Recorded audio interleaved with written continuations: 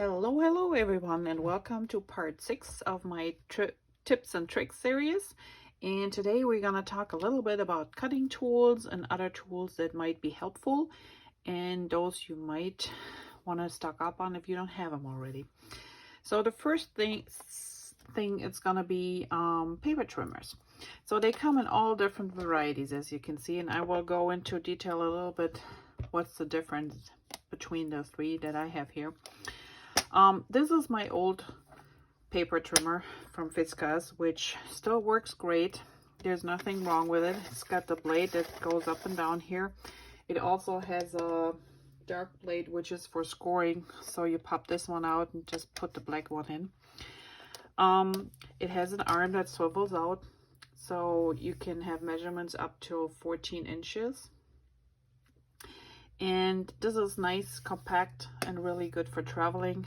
The only problem I always had is, as you can see here, and I hope it's in the picture right now, there's 4 inches. 5 inches is right in the crease here.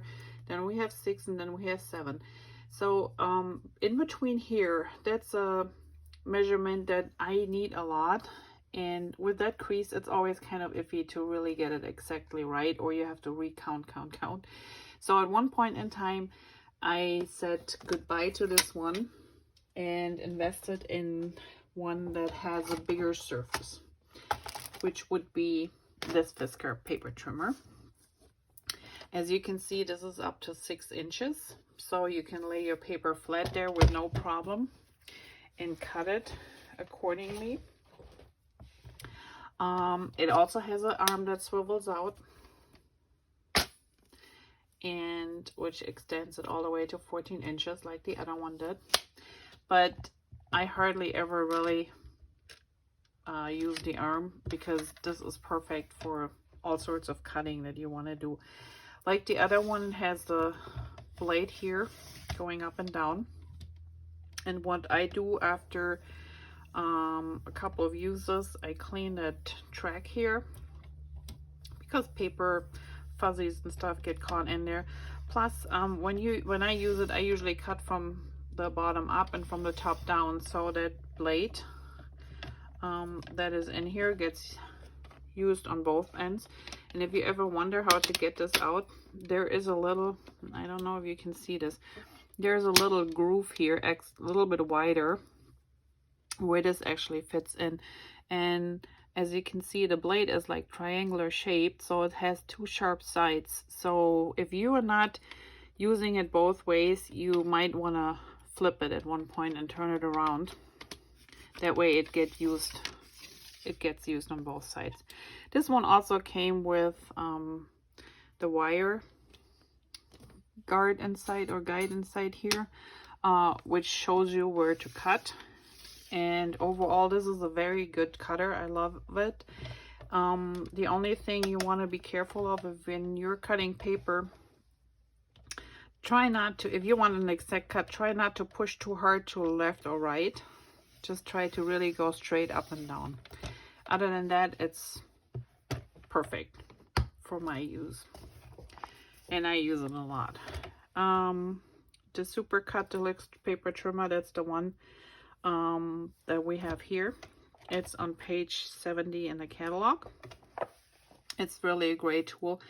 We also have the aluminum cut rail paper trimmer, and the difference between those two is that the aluminum rail is right here, like the cutting rail is here, but the rail is stiff, so you don't have a chance of wiggling or maybe miscutting by pushing too hard to the left or the right.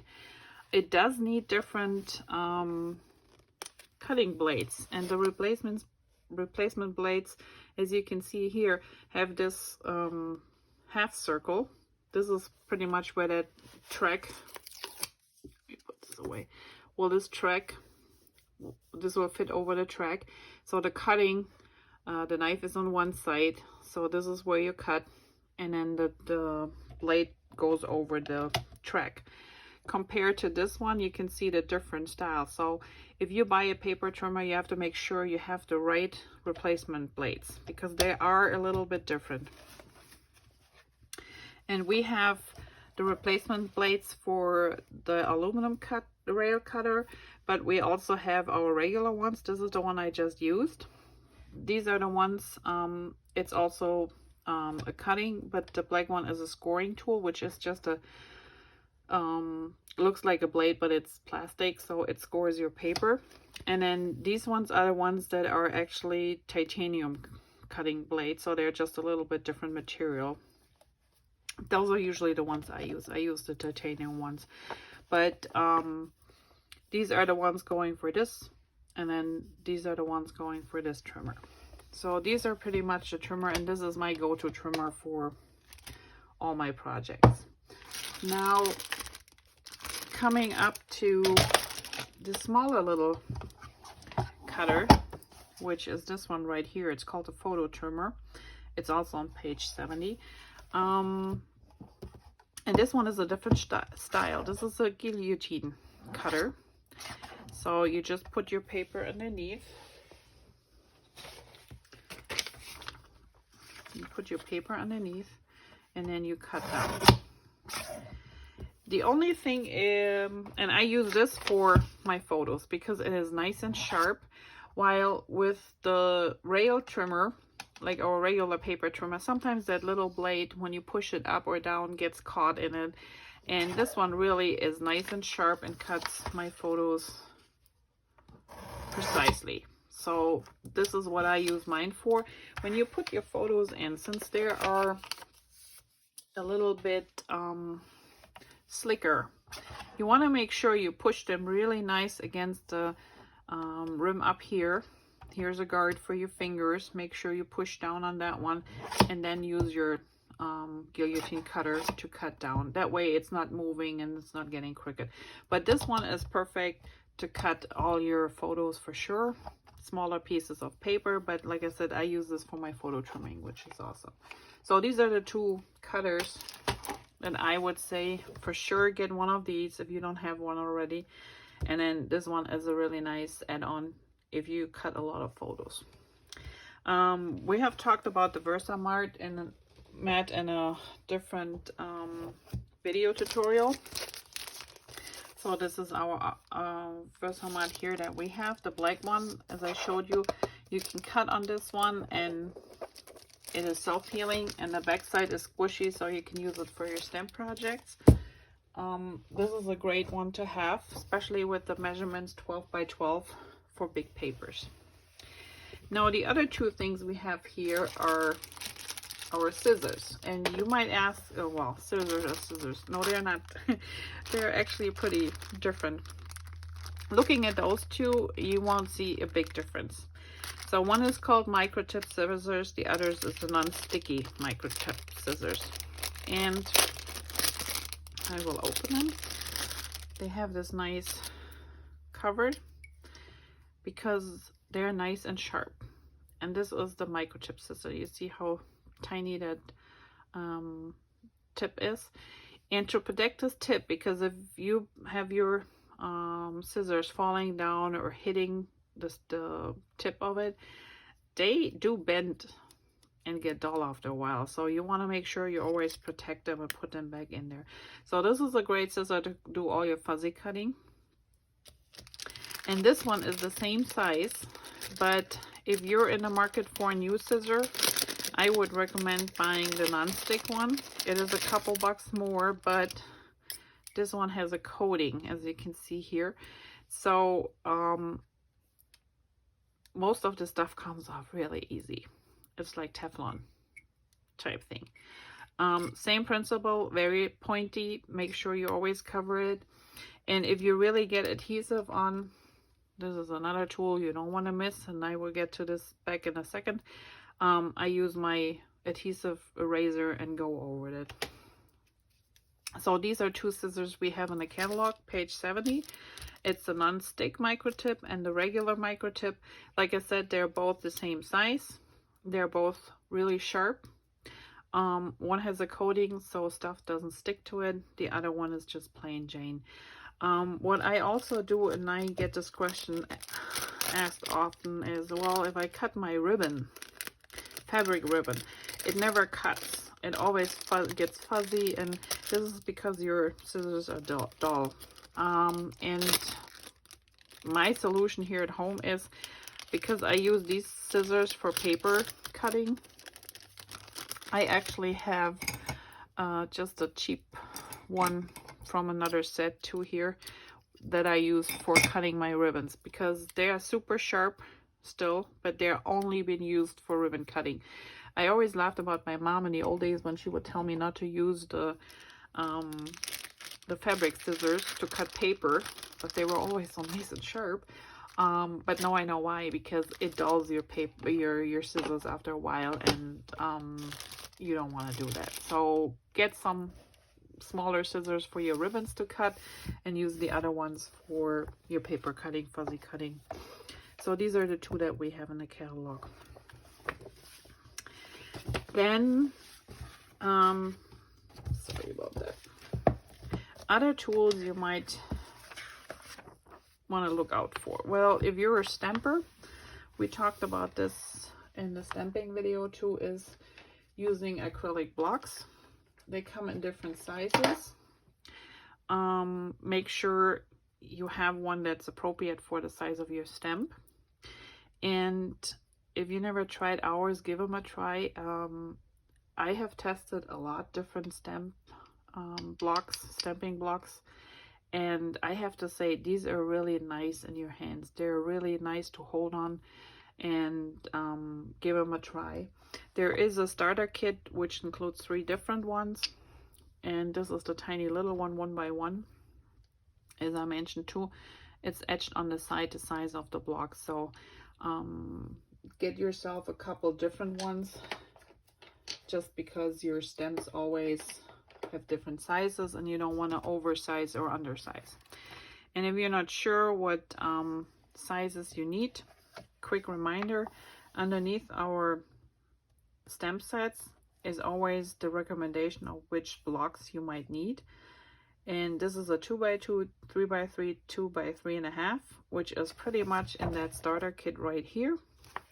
And then 1x1 block. So if you're in the market for new ones or you want to try them, the starter kit is really a good starting point. Then we have our cleaning supplies. For the stems, you need the Shammy. And yes, this is pretty hard when it comes. Once you rinse it under water and work it in a little bit, it looks like this. And this is a very used one and loved one. It was pink at the beginning. This is a different kind. We didn't have those up until last 2 years ago. Spritz cleaner if you want them, but if you use the Shammy, I hardly use the spritz cleaner, just for really if I did pigment inks or something.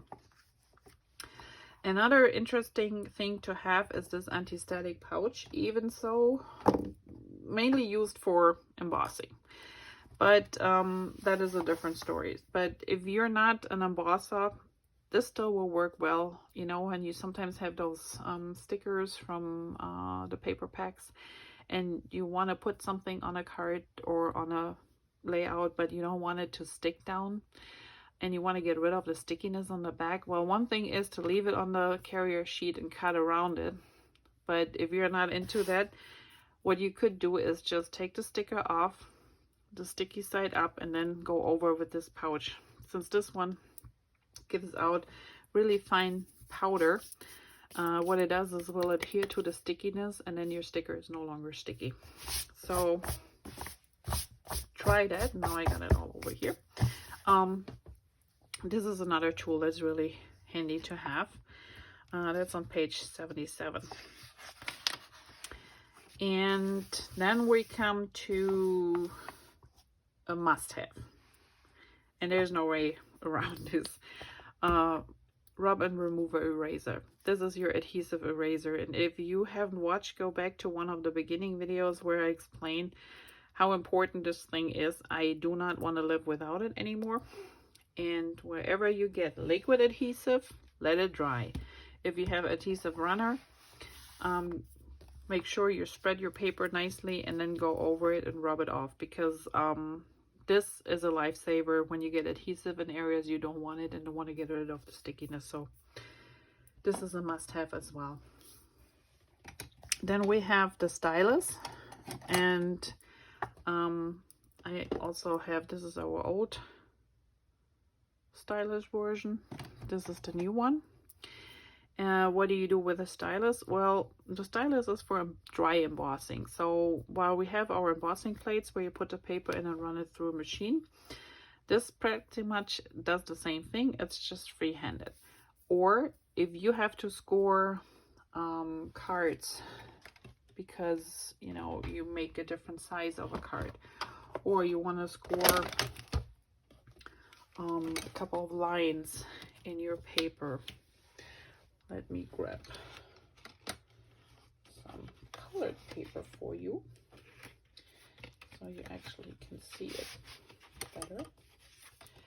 Okay, and what I do is I take my paper trimmer and this groove is perfect because the smaller side as well as the bigger side goes on it. Well, actually the smaller side sticks in here, but I always use the bigger side anyway. So let's say I want to do a couple of lines in here and dry emboss every ½ inch. So I put my paper towards ½ inch, go down, and then go with my stylus along the groove and push it forward 1 inch. Do the same thing. So you can use this if you don't have a scoring board, which not everybody has. I do have one because sometimes I have to do a lot of scoring, but we don't have any in the program, so mine is from a different company. But other than that, you can use your paper trimmer. Really easy to do this. And as you can see, you have your lines here, you have the back ridges, and you use a file.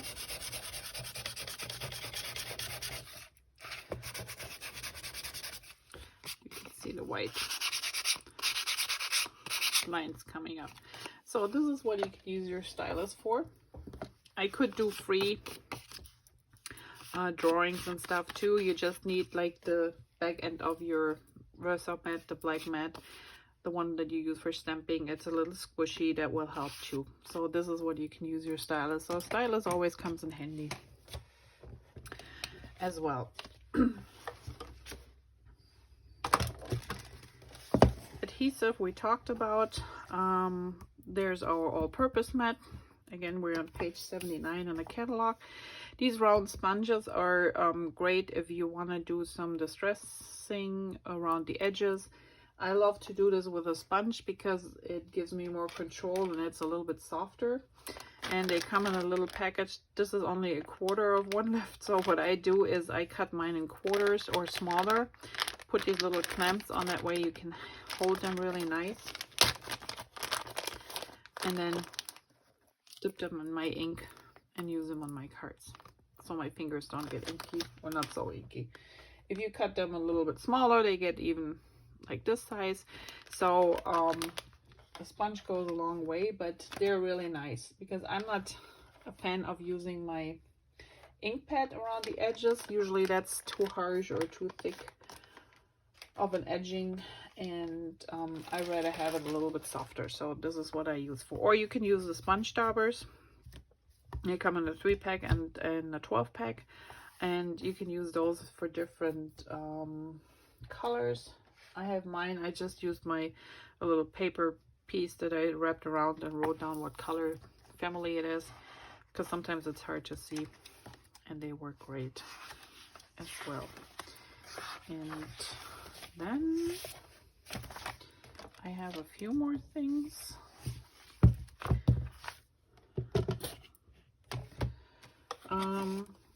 One other thing we no longer have in the catalog is our bone folder, and I really hope we are bringing them back. But if you don't have one, get a really nice quality one.